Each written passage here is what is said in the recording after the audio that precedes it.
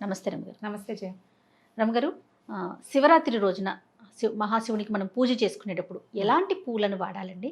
అలానే ప్రసాదం కూడా ఆ రోజు నివేదన ఎలా చేయాలి? పరమేశ్వరుడికి నివేదన అంటే ఇప్పుడు పాయసాలు ఉండి అవండి ఇవ్వండి పెట్టం. మనం శివరాత్రి రోజు పెట్టుకోము, ఉపవాసం ఉంటాం కదా, కానీ పెట్టచ్చు రమగారు. పెట్టచ్చు. చెప్తాను దాని మీద. చాలా మంది పెద్దవాళ్ళు చెప్పే మాటలే చేయ ఇవి.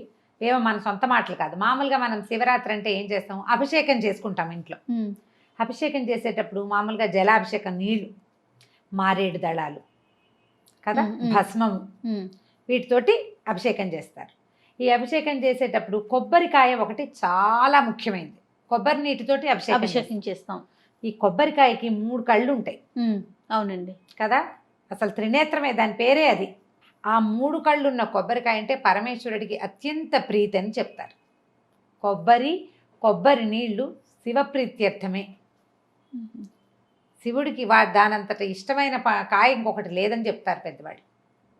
మనం కొబ్బరికాయ కొట్టి టెంకాయ నీళ్ళతో అభిషేకం చేస్తాం కదా, మామూలుగా అందరి దేవుళ్ళకి చేసుకుంటాం. శివాభిషేకం అత్యద్భుతమైన ఫలితాన్ని ఇస్తుంది కొబ్బరి నీళ్ళతో చేస్తే. అయితే ఇక్కడ ఇంకొక సందేహం అండి, మరి అభిషేకం చేయాలంటే లింగ రూపంలో ఉండాలి కదా? అవును. మరి లింగ రూపంలో ఇంట్లో ఉంచుకోవచ్చా రమగారు? శివలింగాలు ఉంచుకోవచ్చు.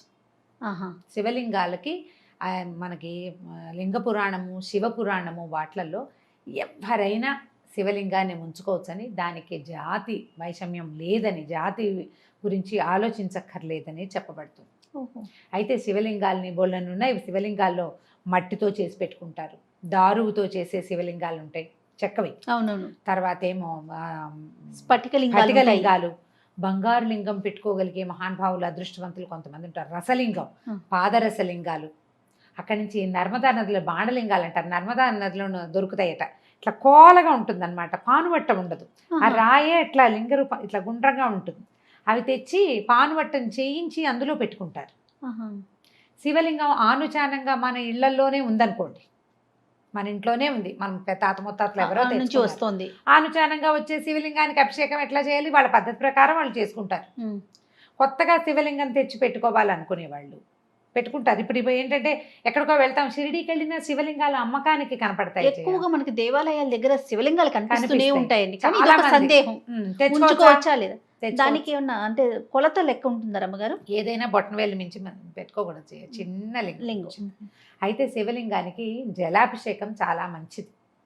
అనునిత్యమా? అనునిత్యం రోజు నీళ్లు పోయాలి, నీళ్లల్లోనే ఉంచాలంటారు. మంత్రంతో సాంగంగా ఎలా మన నమక చమకాలతో చేసుకోగలిగి చేతొచ్చిన వాళ్ళకి సరే. అలా కాదు, మాకు ఆసక్తి ఉంది, మేము చేసుకోవాలనుకుంటున్నాం అంటే కొంత నియమం పాటించి దానికి ఎట్లా చేయాలంటే, నేను చెప్పానని అనుకోకూడదు. అది మీకు ఇంటికి పురోహితుడు ఎవరైనా రెగ్యులర్గా అలవాటు ఉండి ఒకటి, లేదా మీరు ఒక దేవాలయానికి వెళ్తూ ఉంటారు, ఆ దేవాలయంలో ఉన్న వాళ్ళని అడిగి మీ ఇంట్లో పెద్దవాళ్ళ అనుమతితోటి తెచ్చిపెట్టుకోవచ్చు. ఈ 3 మాత్రం జ్ఞాపకం పెట్టుకోండి. రమగారు చెప్పడం కాదు, మొదట మన పెద్దవాళ్ళు నీకు అట్లా చేసుకోవాలని ఉందంటే నీకు ఇంత నియమం ఉండాలి. ఓ రోజు చేసి ఓ రోజు మానేసి చేయకూడదు. నిత్యము నువ్వు ఆ నియమం పాటిస్తూ చేసుకోగలిగితే చేసుకోవచ్చు. ఇప్పుడు అలా కాకుండా మనం ఏం చేయొచ్చు అంటే, నేను ఇంకో మెథడ్ చెప్తున్నా. రేపు శివరాత్రి ఉంది, మనకి ఇంట్లో పురోహితుడు ఎవరో ఉంటారు. మన ఇంట్లో పెళ్ళిళ్ళకి ఏదైనా సత్యనారాయణ వ్రతం చేసుకుంటే కేదారేశ్వర వ్రతము, తర్వాత ఏమో మామూలు పూజలు అప్పుడు పిలుచుకుంటాం అనుకో, ఆయన్ని అయ్యా మా ఇంట్లో అభిషేకం చేసుకోదలుచుకున్నామండి అంటే ఆయనే తన దగ్గర ఉన్న శివలింగం పట్టుకొచ్చి మన ఇంట్లో అభిషేకం చేస్తారు. ఆయన శివలింగం ఆయన పట్టుకెళ్తారు, మన ఇంట్లోనే ఉండక్కర్లేదుగా, అంతే తెప్పించుకోవచ్చు. ఒక పద్ధతి. ఇంకోటి మృణ్మయ లింగంతో, మట్టి లింగాలకి మృత్లింగం అంటాం. ఇది మా సహస్రలింగార్చన అవి చేస్తారు, ఏకాదశి రుద్రం చేస్తారు అక్కడ కూడా. అంటే సహస్రలింగార్చన అంటే 1000 శివలింగాలు మట్టితోటి చేసి వాటిని శివలింగాకృతిలో పెట్టి దానికి అక్కడ ఆ రూపానికి అభిషేకం చేసేది. మనం మన పురోహితుడిని కనుక సంప్రదిస్తే, మీరు ఇంట్లో లింగార్చన చేసుకోదలుచుకుంటే అలా చేయించుకోవచ్చు. శివరాత్రి నాడు మన ఇంట్లోనే ఉండక్కర్లా. బాగుందండి, ఇది కూడా చేసుకోవచ్చు కదా. మనం బ్రాహ్మణులు ఎవరైనా ఈ సంవత్సరం కుదరలేదు అనుకోండి, ఇది మనసులో పెట్టుకోండి. మీకు ఇది చేసుకోవాలని ఉంటే ఇంట్లోనే మనం ఏకాదశి రుద్రాభిషేకం చేసుకోవాలి, లేదా రుద్రాభిషేకం లింగాభిషేకం చేసుకోవాలి. దేవాలయానికి వెళ్తే అక్కడ చాలామంది జనం ఉంటారు, మనమే చేసుకుని అందరినీ పిలుచుకోదలుచుకుంటే ఇట్లా మనం మన పురోహితుడి ద్వారా ఏర్పరచుకోవచ్చు. ఈ శివలింగాలు అవి ఏంటంటే ఓ రోజు షోకేస్లో పెట్టి ఓ రోజు పూజా మందిరంలో పెట్టి చేయకూడదమ్మా. ఇంట్లో మన ఇంట్లో షోకేస్లో ఉండే శివలింగాన్ని తీసుకొచ్చి ఈ పూట పూజ చేసి వాళ్ళ ప్రాణప్రతిష్ఠ చేసి రేపు మళ్ళీ కడిగేసి షోకేస్లో పెడతా అని అనకూడదు, అది పొరపాటు. మీరు అట్లా ప్రాణప్రతిష్ఠ చేసి పూజించదలుచుకుంటే నిత్య పూజలో ఉంచుకోవాలి దాన్ని, దానికి తగ్గ నియమం పాటించాలి. ఆ నియమాన్ని మీ పురోహితుడు కానీ మీ ఇంట్లో పెద్దవాళ్ళు కానీ నిర్ధారించాలి. ఒప్పుకుంటే పెట్టుకోవచ్చు, ఇలా చేసుకోవచ్చు. ఇప్పుడు ఈ మనం కొబ్బరికాయల గురించి మాట్లాడుతాం. కొబ్బరి నీళ్లతోటి అభిషేకం చేయటం, మామూలుగా మనం ఏం చేస్తాం, పంచామృత అభిషేకాలు చేస్తారు. పంచామృతాలు కుదరకపోతే ఒట్టిగా కొబ్బరి నీటితో అభిషేకం చేసినా కూడా పరమేశ్వరుడికి మహాప్రీతట. ఆ కొబ్బరికాయ నివేదన, ఆ ముచ్చుకలు తీసేయటం, స్వామికి నివేదన చేయటం. కొబ్బరికాయలు, తర్వాత ఏమో ఎండు ద్రాక్ష, అవి బాగా ఇష్టం పరమేశ్వరుడికి అని చెప్తారు. ఇప్పుడు ఈ నివేదన ఈ మహాశివరాత్రికి చేసేవి ఏం చేస్తారంటే మన ఖర్జూరాలు అవి ముక్కలు చేసి ఎండు కొబ్బరి, ఖర్జూరాలు, కిస్మిస్లు అలాంటివి నివేదన పెడతారు. పాయసము, పెరుగన్నము కూడా పెట్టచ్చు. అది నివేదన చేశాం కాబట్టి ప్రసాదంగా స్వీకరించవచ్చు. భక్ష్యాలు అవి చెయ్యరు, నూనె పదార్థాలు చెయ్యరు, అన్నం పెడతారు. ఆ అన్నం ఏంటంటే పెరుగన్నం కానీ పాలన్నం కానీ, పాయసము, క్షీరాన్నము లేదా పెరుగు అన్నము చేసుకోవచ్చు. చేసినది నివేదనగా మనం అంటే అది కడుపు నిండా తినేలాగా చేసుకోవటం అలా కాకుండా ప్రసాదంగా చేసి నివేదన పెట్టచ్చు మన ఇంట్లో చేసుకుంటే. కొబ్బరికాయలు ఎలాగో పెడతాం, అరటిపళ్ళు, పళ్ళు, ఫ్రూట్స్ ఏవైనా పెట్టచ్చు. అక్కడి నుంచి పువ్వులు, ఏ పువ్వులతో పూజ. అయితే ఈ మామూలుగా శివారాధనలోనే శివుడి యొక్క శాపానికి గురైన కేతకి పుష్పాలు పనికిరావు. ఏవి? మొగలి పువ్వులు పనికిరావు పూజకి. తర్వాత సంపెంగలు కూడా పనికిరావు, అది నిషేధం ఉందట. సంపంగి, కేతకి ఈ రెండిటికి నిషేధించాడు శివుడు అని చెప్తారు. మిగిలిన అన్ని పువ్వుల పూజ, గడ్డి పువ్వుల పూజ కూడా శివుడికి ఇష్టం. తుమ్మి పువ్వులు ఊరికే రాలి పడుతూ ఉంటాయి, ముళ్ళ చెట్టు, తుమ్మి చెట్టు అంటే అవి కూడా పనికొస్తాయి. గన్నేరు పువ్వులు, పచ్చగన్నేరులు దొరుకుతాయి. మన దాన్ని ఏమంటారు, పచ్చగన్నేరు. మామూలుగా ఆ గన్నేరు పువ్వులని కాయలని విషంలాగా వాడతారు. ఆ పువ్వులు కూడా శివాలయాల్లో గన్నేరు చెట్లే కనపడతాయి, పచ్చగన్నేరు కనిపిస్తుంది. ఆ పువ్వులు కూడా ఆయనకి ఇష్టమే. పున్నాగ పువ్వులు కూడా శివార్చనకి పనికొస్తాయి. అసలు శివుడికి పనికిరాని పువ్వే లేదు. ఇవి రెండు తప్ప, ఈ రెండు తప్ప. ఓహో, ఇలా ఈ పువ్వులతోటైనా పూజ చేసుకోవచ్చు. అయితే ఇప్పుడు ఈ విషయం చెప్తున్నానా, ఇక్కడ ఇంకొక మంచి విషయం చెప్పాలని ఉంది నాకు. ఏంటమ్మ గారు? మొగలి పువ్వుల పూజ పనికిరాదు కదా. అవును, మొగలి పువ్వులతోటే శివుడికి పూజ చేసేటువంటి ఒక అద్భుతమైన దేవాలయం ఉంది, పరమ పురాతనమైనది, హైదరాబాద్కి దగ్గరలో. ఎక్కడ రమ్మగారు? మెదక్కి దగ్గర. అది సంగారెడ్డి జిల్లా అంటారు, జరాసంగం దాని పేరు. జా కాదు, ఝా, రెండోది, రెండో ఝా, జరాసంగం దాని పేరు. కేతకీ సంగమేశ్వర స్వామి దేవాలయం అది. అక్కడ ఒక కేతకీ వనం ఉంది, మొగలి తోటలు ఉన్నాయిట ఆ ప్రాంతంలో. అక్కడ ఒక కుండ ఉందట. ఎప్పుడో కృతయుగంలో ఒక రాజుగారు ఆ ప్రాంతంలో ఉండే రాజుకే, మరి ఆ దగ్గర కాదు, ఇక్కడెక్కడో ఉండేవాడు హైదరాబాద్ చుట్టుపక్కల్లో. ఆయనకు ఒక చర్మ వ్యాధి ఉండేదట, చాలా బాధపడేవాడు.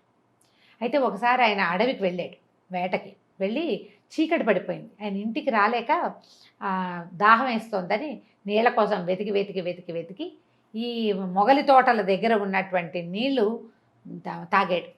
తాగిన తర్వాత అప్పుడు బాగా అలసిపోయాడు. ఆ నీళ్ళని మొహం మీద, ఒంటి మీద పోసుకున్నాడు. చల్లగా ఉంటాయి, నీరు తగిలితే హాయిగా ఉంటుందా. తర్వాత ఆయనకు తెలిసింది తనకు ఒళ్ళు దురదలు అవి లేకుండా పోయాయి అని. దేనివల్ల పోయాయి అంటే ఆ నీటి వల్లే తనకి పోయింది చర్మవ్యాధి అని తెలిసిపోయింది పూర్తిగా ఆయనకి చర్మవ్యాధి. అప్పుడు ఆయన అక్కడ ఆ ప్రాంతంలో వెతికి అక్కడ ఈ నీరు కనిపిస్తుందా, అక్కడ ఒక చిన్న శివలింగాన్ని పెట్టుకుని పూజ చేసుకున్నాడు పొద్దున. ఆ రాత్రి ఆయనకి కల వచ్చిందట, పరమేశ్వరుడు ఈ ప్రాంతంలో నన్ను ప్రతిష్ఠ చెయ్యి నువ్వు అని. ఆ రోజు ఆయనకి ఏ పుష్పాలు దొరక్క పక్కనే ఉన్న కేతకి వనంలో వాసనలు, మొగలి వాసన వస్తుంటే ఆ వాసనే నీకు సమర్పిస్తున్నాను స్వామి అని చెప్పాడట. పువ్వులు లేవు, వాసనే ఏ గంధం అయితే వస్తోందో ఆ గంధం నేను నీకు సమర్పిస్తున్నాను, ఆ పుష్పాలతో నాకు పూజ చేయించమని చెప్పాడు పరమేశ్వరుడు. అక్కడ ఆయన ఒక శివాలయం కట్టించారట. కృతయుగంలో కట్టిన శివాలయం, ఆలయం పోయింది, తర్వాత కాలంలో మళ్ళీ కట్టబడింది. సంగమేశ్వర స్వామి అక్కడ ఒక నది ఇది ఉంది కదా, కుండ్రంలాగా ఉంది కదా, అదేదో ఏమంటారంటే దాన్ని అష్టతీర్థం అంటారు. ఆ నీళ్లు చాలా మహిమగలవని చెప్తారు. అక్కడ ఒక చోట నుంచి దానికి నీళ్ళు వస్తాయట, ఆ నీళ్లు కాశీ నుంచి వస్తున్నాయని ప్రతీతి. ఇక్కడ తపస్సు చేసుకోవడానికి వచ్చినటువంటి స్వామీజీ ఒక ఆయన కాశీ వెళ్ళి తన దండాన్ని అక్కడ పాడేసుకున్నారట. ఆ దండం ఆ నీళ్ల ద్వారా ఈ కుండంలో తేలిందట. అద్భుతం కదా, అద్భుతమైన విషయం, అదే చెప్తారు. చాలా మంచిది, చాలా బాగుంటుంది. చిన్న దేవాలయమే కానీ అత్యంత పురాతనమైనది. ఎక్కడా ప్రపంచంలో లేని మొగలి పువ్వుల పూజ ఇక్కడ ఇక్కడ పరమేశ్వరుడికి జరుగుతుంది. ఇప్పుడు కూడా అనునిత్యం ఉన్నది. అలాగే జరుగుతుందండి. ఉన్నది ఇప్పటికీ ఉంది. ఆహాహా. ఇప్పుడు మనం ఆ కుండం అని చెప్పుకుంటున్నామా, ఆ కుండల్లో భిక్ష, మధ్యాహ్న భిక్ష అని వేస్తారు, అన్నం పెడతారు. ప్రవాహమేమో అట్నుంచి వస్తుంది, వీళ్ళు వేసిన అన్నం ఇట్నుంచి వెళ్ళిపోతుంది. నీరు వస్తుంది అట్నుంచి, అన్నం మాత్రం ఇక్కడ నిలవదు, అన్నం మాత్రం అటు వెళ్ళిపోతుంది.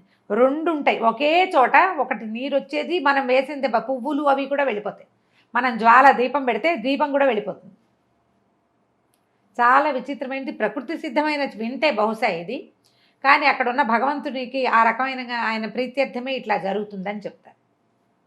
చాలా విశేషమైనది. ఆ అష్టకుండల్లో ఉన్న తీర్థాన్ని, నీటిని చల్లుకుంటే చర్మ వ్యాధులు నశిస్తాయని చెప్తారు. పురాతన కాలంలో ఉన్నంత మహత్యం ఉందా లేదా అనే ప్రశ్నల కంటే నమ్మికతోటి చేయటమే కదా. అంతే అంతే కదా. కాబట్టి పరమేశ్వరుడికి అన్ని పువ్వులతో పూజ చేయండి. మొగలి పూలతో మనం పూజించకూడదు. ఆ పూజ జరిగే దేవాలయానికి వీలైతే చూడండి, జరాసంగం, కేతకీ సంగమేశ్వర స్వామి వారి దేవస్థానం ఈ పేరు. తర్వాత మనం ఈ పూజ చేసుకునే రోజున శివరాత్రి నాడు కొబ్బరికాయ నివేదన చేసుకోవటం, తర్వాత ఖర్జూరాలు, కిస్మిస్లు లాంటివి నివేదన చేసుకోవచ్చు. పాయసము, తర్వాత పెరుగన్నము కూడా నివేదన చేయొచ్చు. అది ప్రసాదం కాబట్టి మనం అది తినడానికి కంచం పెట్టుకుని తినకూడదు. ప్రసాదం ఎప్పుడు జ్ఞాపకం పెట్టుకోవాల్సింది ఏంటంటే, ప్లేట్ పెట్టుకుని ప్లేట్లో తింటే ఇక దాన్ని ప్రసాదం అనడానికి వీల్లేదు. ప్రసాద స్వీకారం ఎట్లా, చేత్తోనే. అంతే. అట్లా ఇవ్వచ్చు, తీసుకోవచ్చు. తప్పకుండా రమ్మగారు. కానీ చాలా మంచి విషయాలు చెప్పారండి. నమస్తే. నమస్తే చెయ్యి.